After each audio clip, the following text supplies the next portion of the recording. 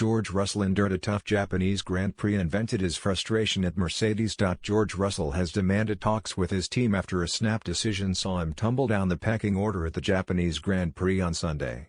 The irritated Mercedes star came off worst in a pit lane mishap involving Lewis Hamilton, which effectively ended his chances of fighting for a top 5 finish.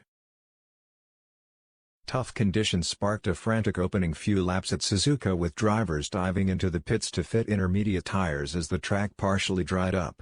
Russell qualified 8th on Saturday, and although he quickly made up 2 places on Sunday, his good work was undone by an ill-judged pit lane incident. With the race still young and the field bunched up, Mercedes double-stacked and Russell was forced to wait while teammate Hamilton had his own intermediate tires fitted.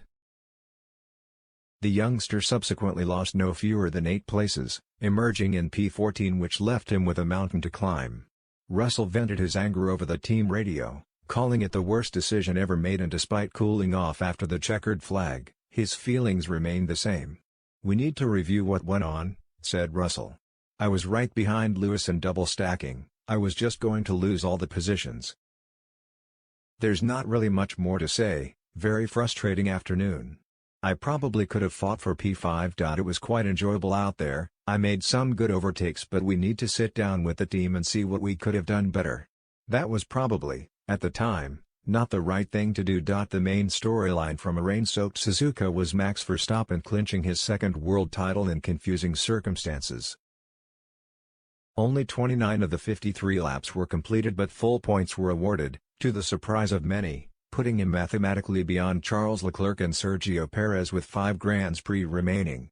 By contrast, Mercedes had to settle for an underwhelming result as Hamilton came home 5th and Russell took the checkered flag 3 back in P8.